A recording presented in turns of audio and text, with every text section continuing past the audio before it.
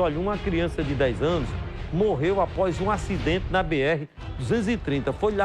Foi aqui, no bairro do Cristo. A menina estava com o padrasto dela, Jesus da glória, Senhor, na moto, ó, e sem capacete, meu Deus do céu.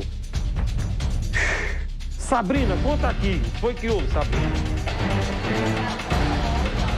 Oi, Samuca. Oi, vocês aí de casa. Bom dia a todo mundo que está acompanhando a nossa programação. Nós estamos aqui no Hospital de Trauma. Vamos conversar com o diretor da unidade, Dr. Laércio Bragante, para explicar direitinho essa confirmação da morte da criança de 10 anos que sofreu um acidente na última sexta-feira no bairro do Cristo. Já chegou aqui em um estado de saúde bem grave, mas infelizmente hoje se confirmou a morte dela. Dr. Laércio, exatamente o laudo diz o quê? A causa da morte? Como é que foi todo esse processo desde sexta-feira, tentando salvar a vida dessa criança aqui no hospital? Bom dia. Bom dia, Sabrina. Bom dia, Samuca. Bom dia a todos. Pois é sempre lamentável para todos nós noticiar a morte de uma criança, ainda mais nessa circunstância. Como você bem colocou, ela chegou na sexta-feira por volta das 21 horas, vítima de um acidente envolvendo um veículo de 4 rodas e essa moto. Essa criança chegou conduzida pelas equipes do SAMU numa condição clínica já muito grave, um dano cerebral intenso, que isso foi confirmado pela tomografia. Ainda apresentava um trauma de bacia, já que tem marcas de um pneu que passou nessa região. Então a criança já chegou numa condição muito grave, como eu disse, e infelizmente, mesmo com todos os cuidados desenvolvidos pelas equipes da neurocirurgia, da cirurgia geral, das equipes da pediatria, infelizmente confirmamos a morte dessa criança agora na madrugada de hoje. Nesse caso, a gente fica muito preocupado com relação às gravidades desse tipo de acontecimento, pela pancada que a criança sofre, ou que qualquer pessoa sofre na parte do crânio. Quando esse tipo de situação ocorre, quais os procedimentos que acontecem aqui? Vai direto para uma cirurgia? Me explica direitinho tudo o que aconteceu com ela para chegar a essa situação de hoje. Os traumas cranianos, mesmo os mais graves, com evidência clara de dano cerebral, só pode ser levado para o centro cirúrgico depois que passa, isso é feito de forma muito rápida, pelo centro de imagem, para confirmar o local do dano cerebral e se há indicação de cirurgia. No caso dessa criança, apesar de ser um dano cerebral extenso, com hemorragia dentro do cérebro, infelizmente não tinha indicação cirúrgica. A indicação cirúrgica foi no abdômen por uma lesão de bexiga. Eu queria que o senhor comentasse um pouquinho também sobre a possibilidade da doação dos órgãos. Se confirma mesmo essa situação junto à família? E quando há um tipo de procedimento como esse, que dá realmente para fazer a doação, quais são as orientações do hospital? Nessa situação, após levar a família à segurança do que o seu ente querido foi tratado de forma plena, com o maior zelo do mundo, mesmo assim, algumas vidas não conseguimos salvar.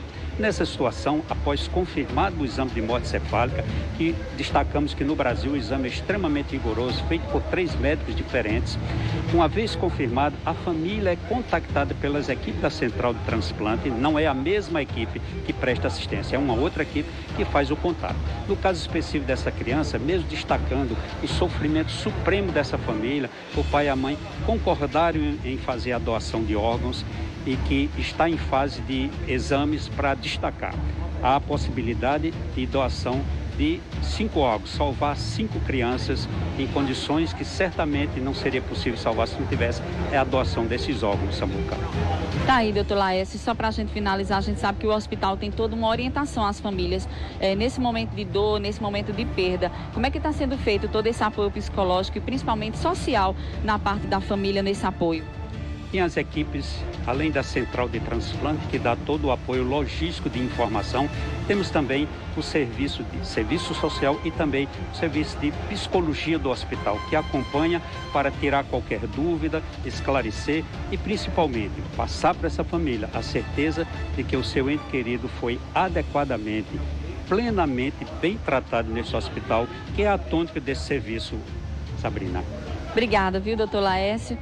Olha, a gente lamenta muito ter que dar esse tipo de informação, claro, levando sempre em consideração a população, que sempre andem com os equipamentos de segurança necessários para evitar uma tragédia como essa que aconteceu. A gente sabe que o uso do capacete é uma obrigatoriedade, principalmente pode, em diversos casos, evitar de acontecer uma fatalidade, como aconteceu com essa criança. Ela não estava com capacete, no momento em que houve a batida, ela infelizmente foi ao solo e aí com o impacto, já que ela não estava de capacete, com o impacto da batida, infelizmente, foi o traumatismo craniano e aí segue numa situação gravíssima, quase que irreversível, e a gente dá, infelizmente, essa nota de falecimento da criança.